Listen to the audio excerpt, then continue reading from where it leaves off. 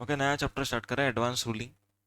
Okay, advance ruling का meaning ये हम लोगों ने प्रोविजनल असेसमेंट के टाइम पे डिस्कशन किया था थोड़ा सा कि एडवांस रूलिंग क्या रहता है।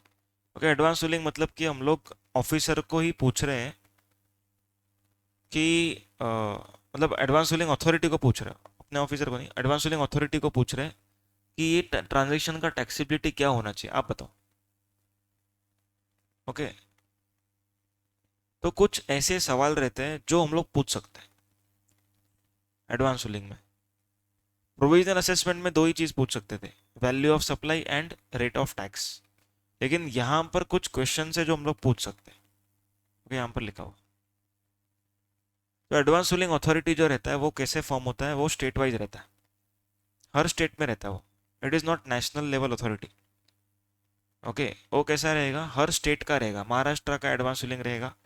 ओके, उसके बाद गुजरात का रहेगा, ऐसा अलग अलग रहेगा। समझ में आया क्या? तो एडवांस रूलिंग अथॉरिटी क्या करता है, एक रूलिंग प्रोनाउंस करता है। रूलिंग मतलब कि एक जजमेंट टाइप दे रहा है। वो जजमेंट किसके ऊपर बाइंडिंग रहेगा, जिसने भी वो लिया एडवांस रूलिंग उसी को फॉलो करना है। ओके, उसको देख करके सिमिलर ट्रांजेक्शन मान करके कोई दूसरा फॉलो नहीं कर सकता। आया समझ में?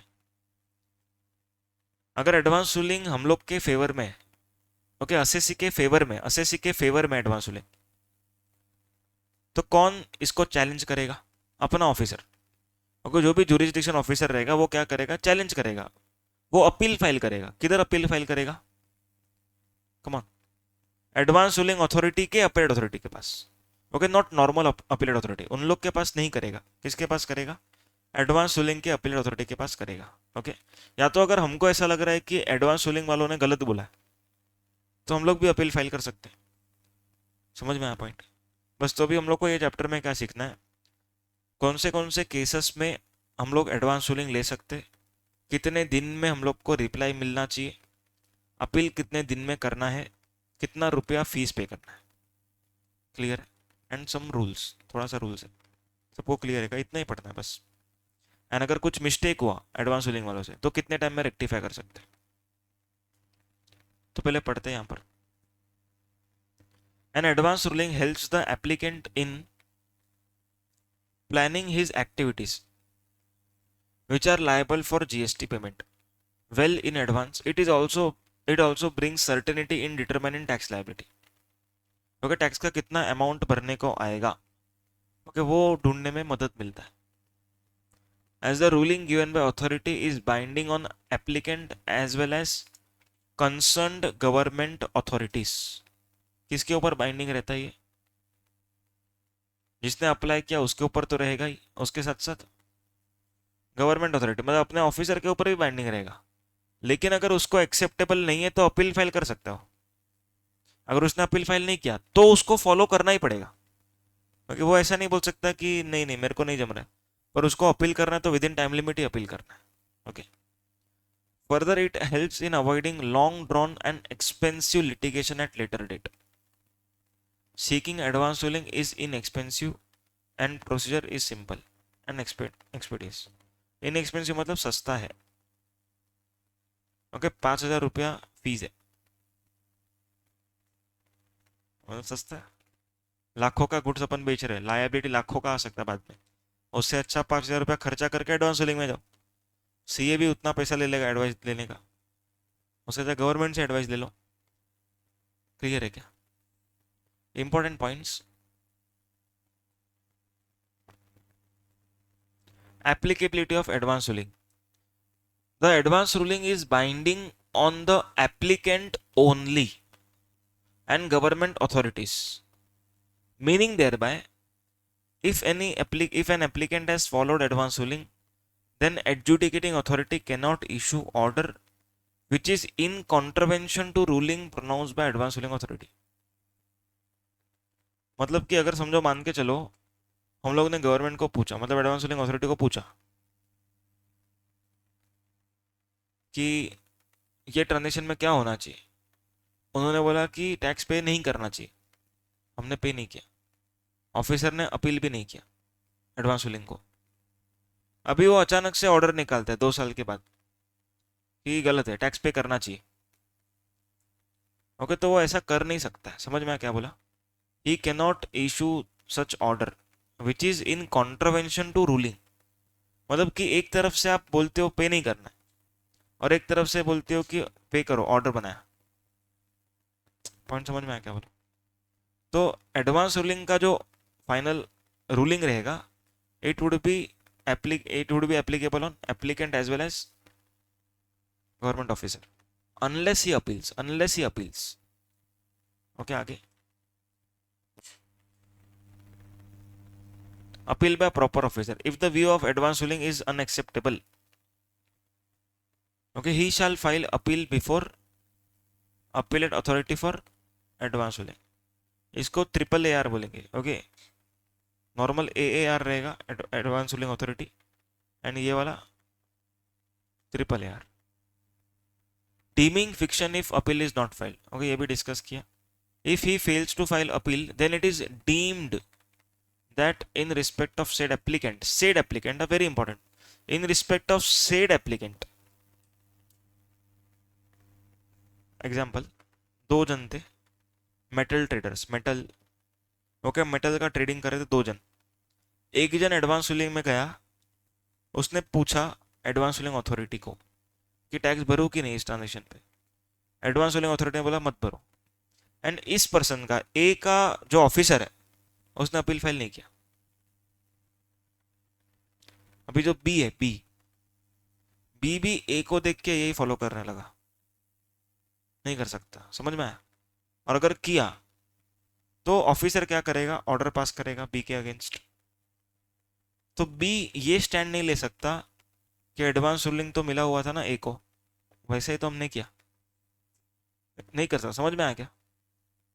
क्लियर है? क्या ऑफिसर ए के अगेंस्ट ऑर्डर पास कर सकता है? नहीं कर सकता है। क्यों नहीं कर सकता है? क्योंकि ए ने एडवांस रूलिंग लेके रखा है एंड उसका अपील नहीं किया ऑफिसर ने। पॉइंट समझा क्या हुआ? वापस से रिपीट करना।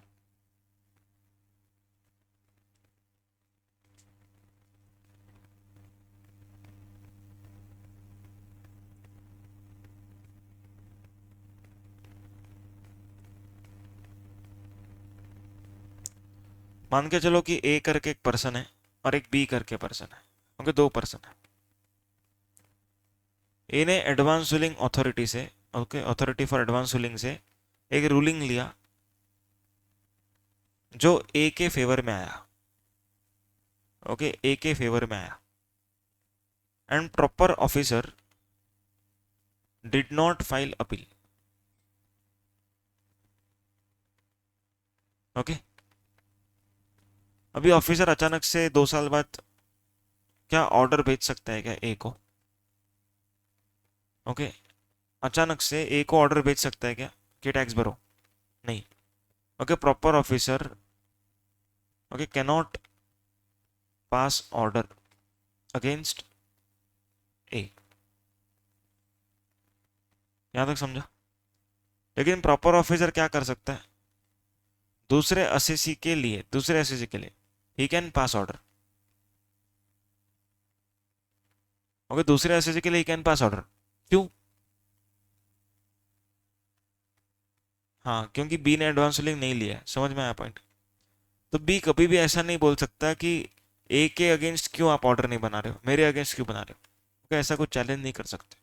समझा? आगे, applicant can also file appeal. अगर हम लोग को नहीं जम रहा है एडवांस रूलिंग का रूलिंग, तो हम लोग क्या कर सकते हैं? हम लोग खुद भी अपील कर सकते हैं। समझ में आया point? Validity of advance ruling, advance ruling authority कितने टाइम तक वैलिड रहेगा? तुम लोगों ने डीटी में एडवांस प्राइसिंग एग्रीमेंट पढ़ा? एपीए पढ़ा? एपीए कितना टाइम वैलिड रहता है?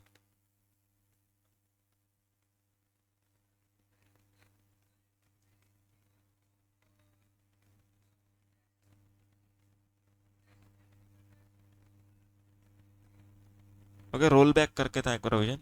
रोल बैक मतलब कि पिछले 4 साल के लिए वैलिड रहता है एंड अगले 5 साल। पिछला 4 और अगला 5, ऐसा एक उसमें था डीटी में। यहाँ पर क्या बोलते देखो, एडवांस लिंक कब तक वैलिड है, कोई ईयर वाइज बोला नहीं इसमें। ओके, ईयर वाइज नहीं बोला है, क्या बोला है, जब तक लॉ सेम है, जब तक फैक्ट्स सेम है, तब तक वैलिड। मान के चलो उस पर्सन ने पूछा इस मेटल पे टैक्स भरूं कि नहीं भरूं, एडवांस सेलिंग अथॉरिटी ने बोला कि मत भरो, और बाद में अचानक से गवर्नमेंट ने नोटिफिकेशन लाया कि भरना पड़ेगा, तो अभी एडवांस सेलिंग खत्म। देखो, advance selling can not override law, everyone, नहीं समझा? ओके, लॉ अगर चेंज हो गया तो जो एडवांस सेलिंग दिया था वो तो भूलना ही पड़ेगा ना, क्योंकि लॉ ही चेंज हो गया पूरा। क्लियर है सबको? हाँ, उधर भी था, और उधर ईयर्स वाइज वैलिडिटी था advance pricing agreement. Okay, important definitions, advance ruling का डेफिनेशन है, advance ruling means a decision provided by authority, मतलब एडवांस रूलिंग अथॉरिटी और appellate authority, that is triple AR, to the to an applicant on matters और question specified in 97(2). अभी 97(2) में जो matters है, okay, वो यहाँ पर है, ओके, बाद में पढ़ेंगे। In relation to supply of goods और सर्विसेज और बोथ बीइंग अंडरटेकन, क्या वर्ड यूज किया है, बीइंग अंडरटेकन, मतलब कि ऐसा ट्रांजैक्शन जो खत्म नहीं हुआ है। अगर कोई ट्रांजैक्शन खत्म हो चुका है, कोई ट्रांजैक्शन खत्म हो चुका है और आपने ट्रांजैक्शन कर लिया, अभी आप पूछने जा रहे हो तो नहीं चलेगा, ट्रांजैक्शन करने से पहले पूछना है, इसीलिए उसको बोलते हैं एडवांस रूलिंग। एडवांस समझ में? एडवांस, एडवांस क्या रहता है, सर्विस देने के पहले पैसा, तो वैसे ही काम करने के पहले रूलिंग, इसको बोलेंगे एडवांस रूलिंग। समझ में आया? क्लियर है क्या? अगर काम हो चुका तो ले सकते हैं क्या एडवांस रूलिंग? नहीं ले सकते। चलो और एक केस समझते हैं। मान के चलो कि हम लोग का एक केस पेंडिंग है, ध्यान से सुनना, हम लोग का केस पेंडिंग है। ओके, केस हम लोग का पेंडिंग है ऑफिसर के पास, उसने ऑर्डर पास किया। ओके, ऑर्डर का रिप्लाई करने को हमारे पास उसने 1 महीने का टाइम दिया। ओके, ऑर्डर का रिप्लाई करने को 1 महीना दिया। ओके, अभी हम लोगों ने सोचा 1 महीना इतना टाइम है, एक काम करते हैं, एडवांस रूलिंग लेके आते हैं और इस ऑफिसर को चिपका देते। समझा क्या हुआ? ऑफिसर ने क्या किया था, ऑर्डर पास किया। अभी हम लोग क्या बोल रहे हैं, एडवांस रूलिंग लेके आते हैं, चलेगा क्या? चलेगा? नहीं चलना चाहिए ना। तो यहाँ पर आगे हम लोग पढ़ेंगे कि advance ruling authority will not accept your application if case is pending before any officer. मतलब प्रैक्टिकली कैसे होता है, अगर आपने अप्लाई किया तो आपका फाइल चेक होता है। ओके, ऑफिसर के पास भेजा जाता है ये रिकॉर्ड कि ये बंदे का एडवांस रूलिंग का एप्लीकेशन आया, चेक करो कि इधर केस पेंडिंग तो नहीं है। अगर पेंडिंग रहेगा तो एडवांस रूलिंग रिजेक्ट कर देगा, बोलेगा नहीं नहीं आप नहीं फाइल कर सकते, क्योंकि आपका केस पेंडिंग है। आपका केस पेंडिंग नहीं है किधर, then only you can go for advance ruling. समझा? उसके बाद अपीलेट अथॉरिटी का डेफिनेशन है। हम लोगों ने सीखा था कि 2 अपीलेट अथॉरिटी है, एक एडवांस रूलिंग का, एक अलग। तीसरा एप्लीकेंट, मतलब जो पर्सन एडवांस रूलिंग के लिए जा रहा है। एक इंपॉर्टेंट पॉइंट, अनरजिस्टर्ड पर्सन भी एडवांस रूलिंग के जा सकता है।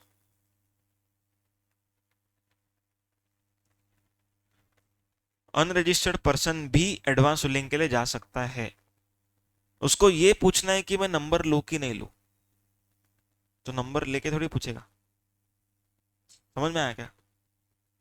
उसका क्वेश्चन नहीं हुआ है कि नंबर लूं कि नहीं लूं, तो एप्लीकेशन करने को किसको देना चाहिए, अनरजिस्टर्ड को भी मिलना चाहिए।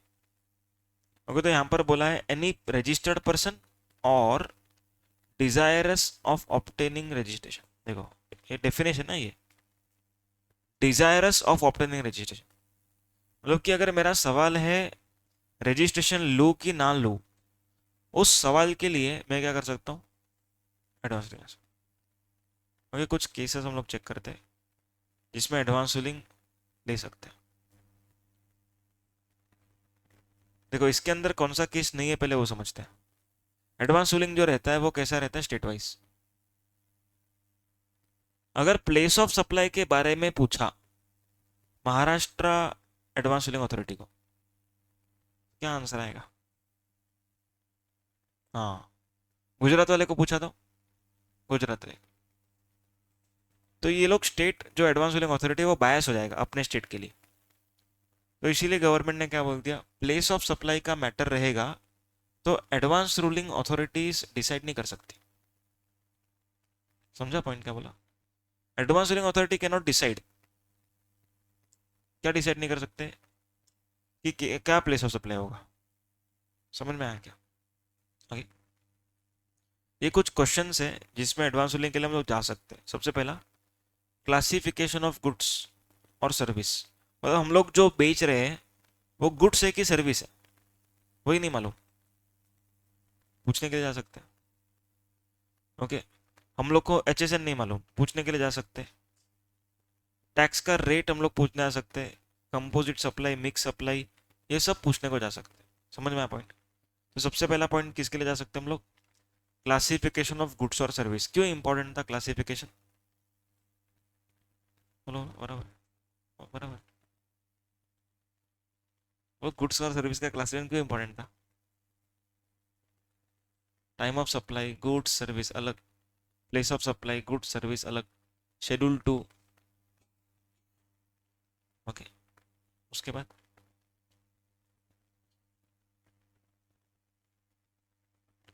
Applicability of notification issued under provisions of CGST act. अभी यहाँ पर बोल रहे हैं कि अगर आपको ये पूछना है कि ये नोटिफिकेशन में हम कवर होते हैं कि नहीं होते। गवर्नमेंट ने कोई नोटिफिकेशन निकाला, बोला कि इन इन सप्लायर्स को टैक्स का रेट ये लगेगा। अभी हमको समझ में नहीं आ रहा कि हम लोग उसके अंदर फॉल करेंगे कि नहीं करेंगे, क्योंकि कभी कभी ऐसा गवर्नमेंट डिपार्टमेंट, गवर्नमेंट अथॉरिटी, वो डेफिनेशन की वजह से प्रॉब्लम हो सकता है। ओके, नॉर्मली तो अपने को मालूम पड़ जाएगा, लेकिन गवर्नमेंट डिपार्टमेंट हो गया, वो बोलते हैं कि हम लोग के लिए ये सर्कुलर है क्या, ये नोटिफिकेशन है क्या, तो यहाँ पर हम लोग जा सकते हैं। ओके, सर्कुलर है, नोटिफिकेशन के लिए जा सकते हैं। समझ में आया पॉइंट? क्लियर है क्या? क्योंकि नोटिफिकेशन कौन इशू करता है? गवर्नमेंट। सर्कुलर कौन इशू करता है? CBIC। तो सर्कुलर के लिए हम लोग जा नहीं सकते। ओके, लेकिन किसके लिए जा सकते हैं हम लोग? नोटिफिकेशन के लिए, नॉट सर्कुलर। क्लियर है क्या? क्योंकि सर्कुलर तो आपको फॉलो करना ही नहीं था। सर्कुलर किसके ऊपर बाइंडिंग रहता है? सर्कुलर किसके ऊपर बाइंडिंग रहता है? डिपार्टमेंट का ऑफिसर के ऊपर। हमारे ऊपर बाइंडिंग नहीं है सर्कुलर्स। ओके, तो सर्कुलर अगर हमारे ऊपर बाइंडिंग ही नहीं है तो इसके लिए हम लोग क्यों जाएंगे एडवांस रूलिंग में? आगे, determining time and value of supply. Okay, place of supply नहीं लिखा है इधर, देखो क्या क्या लिखा, time of supply, value of supply, ये निकालने के लिए जाओ। पर प्लेस ऑफ सप्लाई के लिए जाना नहीं, प्लेस ऑफ सप्लाई के लिए जाना नहीं। समझ में आया पॉइंट? क्लियर? अभी इसमें एक एनालिसिस है, इसमें लिखा है कि एक केस लॉ हुआ था जिसमें प्लेस ऑफ सप्लाई के मैटर को डिस्कस किया, लेकिन डिस्कस क्यों किया? क्योंकि उनको लायबिलिटी का अमाउंट निकालने का था। देखो सिंपल चीज है, हम लोग का लायबिलिटी CGST SGST कब आएगा? इंट्रा स्टेट, जब LOS POS सेम स्टेट रहेगा, बरोबर। अभी लायबिलिटी हमने निकाला 18%, अभी लायबिलिटी का अमाउंट भी तो बोलना पड़ेगा। अमाउंट बोलने के लिए मेरे को प्लेस ऑफ सप्लाई तो चाहिए। CGST SGST बोलूँ कि IGST बोलूँ, उसके लिए प्लेस ऑफ सप्लाई तो चाहिए ना मेरे को।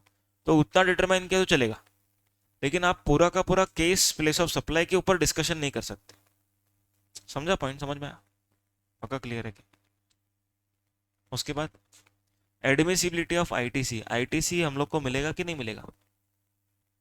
क्योंकि हम लोग को डाउटफुल है कि अगर हम लोगों ने सेंट्रो गाड़ी में सब सीट को निकाल दिया और अंदर गुड्स को ही भेजा तो मिलेगा क्या ITC? अपने को मालूम है नहीं मिलेगा, लेकिन किसी को पूछना है तो जा सकता है। ओके, उसके बाद डिटर्मिनेशन ऑफ लायबिलिटी टू पे टैक्स। कौन सा लायबिलिटी, मतलब कितना लायबिलिटी पे करना, डिटर्मिनेशन ऑफ लायबिलिटी। 18% से भरूँ कि 20% से। ये नहीं कि सीजीएसटी एसजीएसटी भरूँ कि आईजीएसटी भरूँ। देखो, लायबिलिटी डिटरमाइन करने का मीनिंग क्या होता है, रेट ऑफ टैक्स निकालना एंड कौन सा, हाँ, कौन से वैल्यू पे एंड कौन से टाइप का टैक्स। ओके, तो अल्टीमेट आंसर जो है वो कौन से टाइप का टैक्स नहीं होना चाहिए आपका। आपका आंसर क्या होना चाहिए, 18 पे भरूँ कि 28 पे भरूँ कि 12 पे भरूँ, ये होना चाहिए डिटर्मिनेशन ऑफ टैक्स लायबिलिटी। उसके बाद 6 पॉइंट हमने ऑलरेडी डिस्कस किया, एक बार पढ़ो। सिक्स पॉइंट, अनरजिस्टर्ड रहेगा तो रजिस्टर हो कि नहीं हो, वो भी पूछ सकता है। And last, whether any particular thing और a thing done by applicant results in supply. मतलब कि जो ट्रांजैक्शन वो कर रहा है वो सप्लाई है कि नहीं है, वो भी पूछने जा सकता है। ओके, तो क्या क्या मैटर कवर किया हम लोगों ने।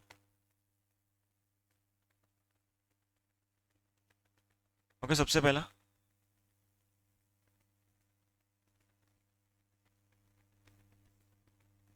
दिख रहा है यहाँ इतना, और जूम करूँ। सबसे पहला क्लासिफिकेशन के लिए। ओके, मतलब हम लोग जो बेच रहे हैं वो गुड्स है कि सर्विस है।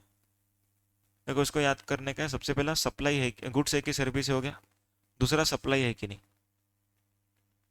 बराबर। पहला गुड्स है कि सर्विस है, दूसरा सप्लाई है कि नहीं। और अगर सप्लाई है तो रजिस्ट्रेशन लेना पड़ेगा ना, तो रजिस्ट्रेशन करूँ कि नहीं करूँ। रजिस्ट्रेशन करूँगा तो मेरे को टाइम और वैल्यू लगेगा, तो टाइम और वैल्यू के लिए भी जा सकता हूँ। कोई नोटिफिकेशन मेरे ऊपर एप्लीकेबल है कि नहीं, उसके लिए जा सकता हूँ। एंड इसको मैं बेचूंगा तो आईटीसी भी लूंगा, तो आईटीसी मिलेगा कि नहीं, उसके लिए भी आ सकता हूँ। समझ में आया सबको, क्लियर है क्या, समझा कैसे याद रखा इसको। गुड्स है कि सर्विस है, सप्लाई है कि नहीं। ओके, और सप्लाई करना है तो रजिस्ट्रेशन लेना पड़ेगा, तो रजिस्ट्रेशन लूँ कि नहीं। रजिस्ट्रेशन लिया तो मेरे को टाइम ऑफ सप्लाई मालूम होना चाहिए, वैल्यू ऑफ सप्लाई मालूम होना चाहिए। ओके, फिर मैं टैक्स का लायबिलिटी भरूंगा। ओके, क्या रेट पे भरूंगा। ओके, क्या मुझे कोई एग्जेम्पशन मिलेगा एंड क्या मुझे आईटीसी मिलेगा। 7 पॉइंट, सबको समझा क्या। तो ये केसेस हो गया जिसमें हम लोग एडवांस फिलिंग के लिए जा सकते हैं। ओके, इंपॉर्टेंट नोट हम लोगों ने ऑलरेडी पढ़ा है, एक बार रीड करो, याद आएगा, रीड करो।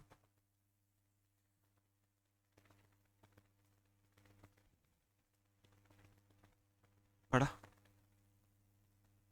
ओके, प्रोसीडिंग अगर चालू है तो फिर हम लोग एडवांस फिलिंग के लिए जा नहीं सकते, बस क्लियर है क्या।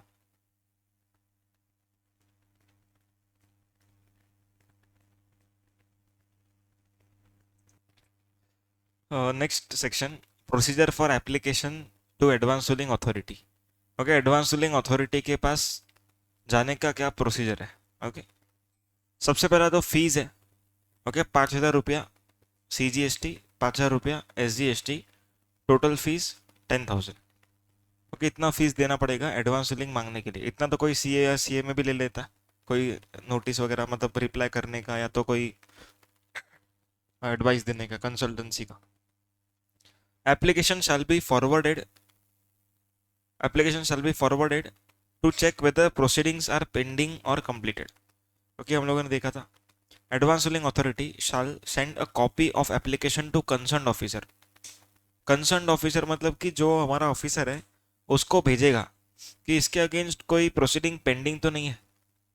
Okay, and call for all relevant records from the officer, officer से रिकॉर्ड्स मंगवाएगा। Okay, if question raised in appeal, if question is raised in application is decided or pending before any authority, then application will be rejected। मतलब या तो already appellate authority ने decide कर लिया है, okay, या तो पेंडिंग है मतलब कि इन डिसीजन है। ओके, तो ऐसे केस में क्या हो जाएगा, आपका एप्लीकेशन रिजेक्ट हो जाएगा। ओके, मतलब ऑलरेडी आपके अगेंस्ट ऑर्डर पास हो चुका है, मतलब पेंडिंग चालू है। शोकॉज नोटिस भी इशू होगा तो पे पेंडिंग माना जाएगा। ओके, एंड डिसाइडेड मतलब कि अपीलेट अथॉरिटी ने ऑर्डर सुना दिया। तो या तो डिसाइड हो चुका रहेगा या तो पेंडिंग रहेगा, दोनों केस में इट विल बी रिजेक्टेड, आपका एप्लीकेशन विल बी रिजेक्टेड।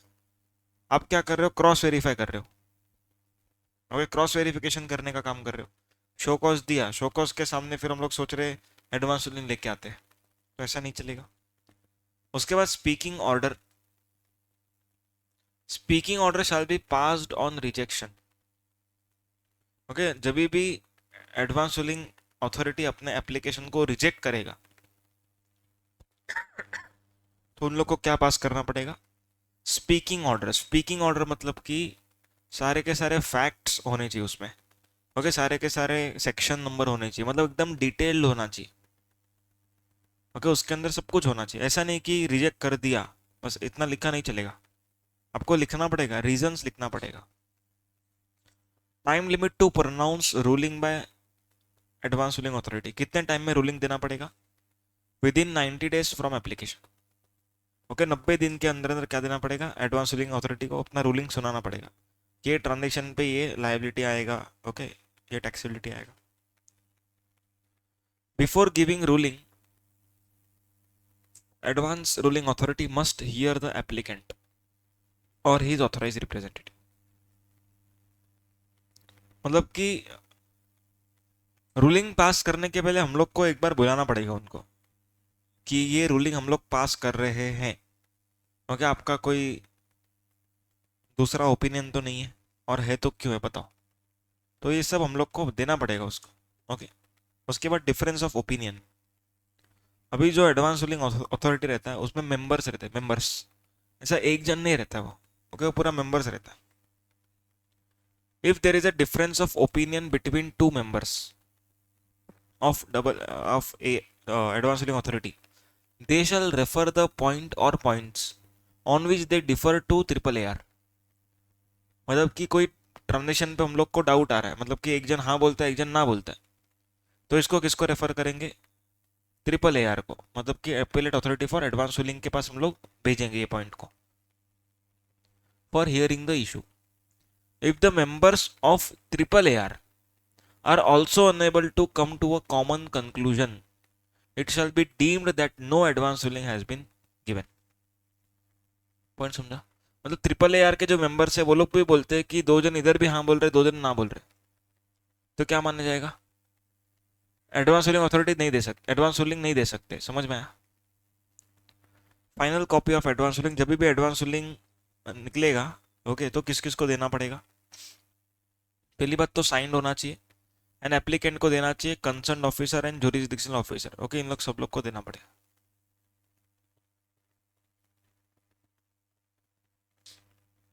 अभी यहां पर appeal against order of advance ruling authority, अगर हम लोग को एडवांस रूलिंग का अथॉरिटी का ऑर्डर मिला और हम लोग एग्रीड है, एग्रीड मतलब नाखुश है, तो हम लोग क्या करेंगे, अपील करेंगे। कहां पे अपील करेंगे, not to our appellate authority, normal नहीं, एडवांस रूलिंग का अलग से अपीलेट अथॉरिटी है, ओके, उधर ही अपील करना है, okay. Who can file appeal, appeal bye applicant, okay, applicant file कर सकता है, ओके, या तो ऑफिसर भी कर सकता है, दोनों में से कोई भी कर सकता है, ओके, दोनों में से कोई भी कर सकता है। कितने टाइम में करना है, देखो, with in 30 days plus 30 days condonation is possible, okay, मतलब 30 days में फाइल करना है अपील, एंड और 30 दिन का एक्सटेंशन मिल सकता है ऑन सफिशिएंट कॉज, मतलब हम बीमार थे, हम लोग गाँव गए थे, या फिर पैरालाइज हो गया था, या जो भी था, ओके, तो ये सब हम लोग को रीजन देना पड़ेगा, समझा। फीस कितना रहेगा यहाँ पर, फीस देखो ज़्यादा फीस है, उधर कितना था, 5,000 यहाँ पर 10,000, ओके, लेकिन अगर ऑफिसर अपील फाइल करता है तो कोई फीस नहीं,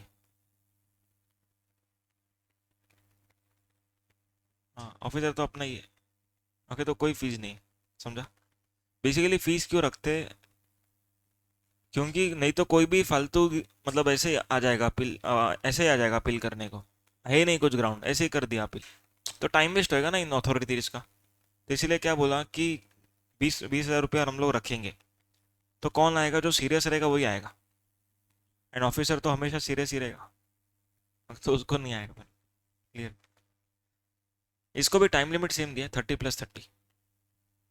ओके, एडवांस रूलिंग अथॉरिटी कितने टाइम में हम लोग को ऑर्डर देगा? With in 90 days from application.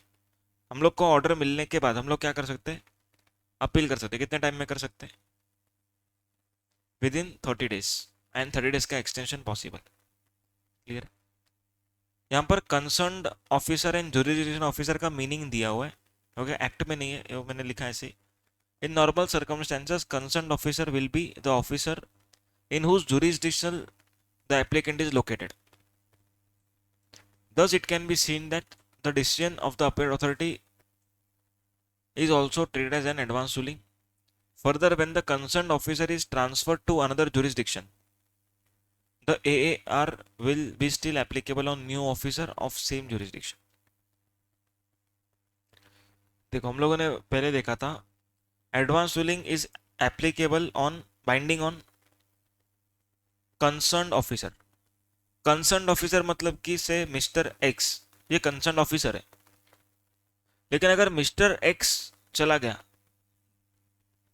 से उसका ट्रांसफर हो गया फ्रॉम थाने टू मजगा, अभी भी क्या मिस्टर एक्स के ऊपर लगेगा? क्या वो जुरिस्डिक्शन के ऊपर लगेगा। मतलब कि एक्स के जगह पे मिस्टर वाई आया तो उसको भी वही फॉलो करना है, उसको बोलते हैं जुरिस्डिक्शन ऑफिसर। ओके, जुरिस्डिक्शन मतलब कि उस एरिया में जितने भी ऑफिसर आएंगे, ओके, मेरा officer for example mister x है, वो चेंज भी तो हो सकता है कि वो चेंज हो गया तो क्या दूसरा आएगा और असेसमेंट ऑर्डर निकालेगा? क्या नहीं, जुरिस्डिक्शन ऑफिसर के ऊपर भी वैलिड रहेगा। हाँ, समझ में? जब तक वो ऑफिसर है तब तक उसके ऊपर वैलिड है, मेरे ऊपर वैलिड है। वो गया तो उसके जगह पे जो दूसरा आएगा उसके ऊपर भी वैलिड रहेगा, क्योंकि वो जुरिस्डिक्शन का तो वही ऑफिसर है ना। समझ में आया पॉइंट? आगे, अपीलेट अथॉरिटी को कितने टाइम में एडवांस रूलिंग देना चाहिए? लिखा हुआ है 90 days from the date of filing appeal. 90 days from the date of filing appeal. Clear? If members of AAAR differ on any point, it shall be deemed that no advance ruling is issued. The said authority can confirm, modify the ruling appealed against. मतलब कि जो advance ruling authority ने पास किया है उसको same to same accept कर सकता है या तो उसको चेंज भी कर सकता है। ओके, कॉपी किस किस को देना पड़ेगा? सेम। ओके, एप्लीकेंट को, कंसर्न ऑफिसर को, जुरिस्डिक्शन ऑफिसर को, एंड अथॉरिटी मतलब कौन? अपीलेट अथॉरिटी ने ऑर्डर बनाया, advance ruling authority. Okay, appellate authority ने तो ऑर्डर बनाया ना, तो खुद को क्यों देगा? उसका ऑर्डर का कॉपी एडवांस रूलिंग अथॉरिटी को दिया जाए। Advance ruling appellate authority for advance ruling. तो जो एडवांस रूलिंग अथॉरिटी है उसको कॉपी दिया जाएगा कि ये हम लोग का ऑर्डर है। समझ में आया पॉइंट?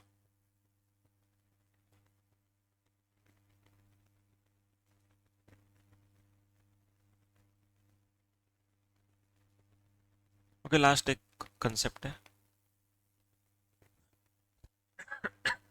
इसमें से आधे ऑलरेडी हो चुके। Rectification of mistake.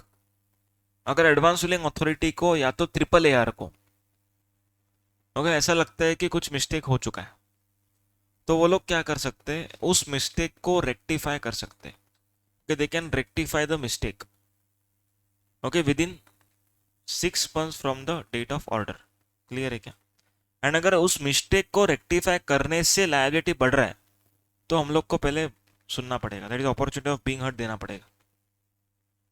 क्योंकि मिस्टेक उन लोग से हुआ, वो मिस्टेक की वजह से अगर लायबिलिटी बढ़ रहा है तो फिर हम लोग को बुलाना पड़ेगा, हम लोग को वो लोग बताएंगे कि ये मिस्टेक हमसे हुआ है करके। ओके, कितने टाइम में रेक्टिफाई कर सकते हैं? 6 months में, विद इन 6 months। उसके बाद सेकेंड पॉइंट ऑलरेडी हो चुका है, थर्ड पॉइंट ऑलरेडी हो चुका है, ओके, फोर्थ पॉइंट ऑलरेडी हो चुका है। नहीं, थर्ड तक हुआ है, फोर्थ नहीं हुआ। फोर्थ में क्या बोला है कि अगर ऐसा मालूम पड़ता है कि हम लोगों ने कुछ गलत डॉक्यूमेंट दे के एडवांस रूलिंग लिया। ओके, एग्जाम्पल, हम लोग स्टील बेच रहे थे, स्टील बेच रहे थे, और हम लोगों ने कॉपर का ऊपर रेट ऑफ टैक्स का एडवांस रूलिंग लिया और लगा दिया स्टील के ऊपर, तो नहीं चलेगा, क्योंकि हम लोग को स्टील का डॉक्यूमेंट देना चाहिए था। तो हम लोगों ने जो एडवांस रूलिंग लिया है वो वॉइड एब इनिशियो माना जाएगा। क्लियर है कि हम लोगों ने फ्रॉड का डॉक्यूमेंट देके, मतलब कुछ गलत डॉक्यूमेंट देके एडवांस रूलिंग उठा लिया, कुछ हाइड किया फैक्ट्स, और बाद में मालूम पड़ा कि ये फैक्ट्स तो इन्होंने बताया ही नहीं था। तो यहाँ पर जो एडवांस रूलिंग मिला है हमको वो वाइड माना जाएगा। क्लियर है क्या? फिफ्थ पॉइंट ऑलरेडी हुआ, speaking order shall state the reason for rejection. Okay, reason होना चाहिए रिजेक्शन का, स्पीकिंग ऑर्डर पूरा फैक्ट होना चाहिए। ओके, उसके बाद क्या क्या, हाँ लिख दो ये वाला पॉइंट।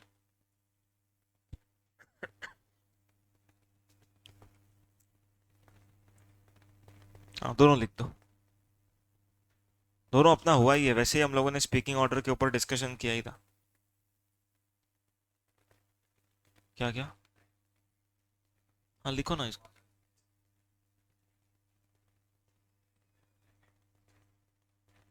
हाँ हाँ ठीक है ना, लिख दो, उसको छोड़ के ऊपर का लिख दो चाहिए तो। वो भी हमने डिस्कस किया ही था कि स्पीकिंग ऑर्डर के अंदर रीजन वगैरह होना चाहिए। ओके, ऑलरेडी डिस्कस था ये पॉइंट।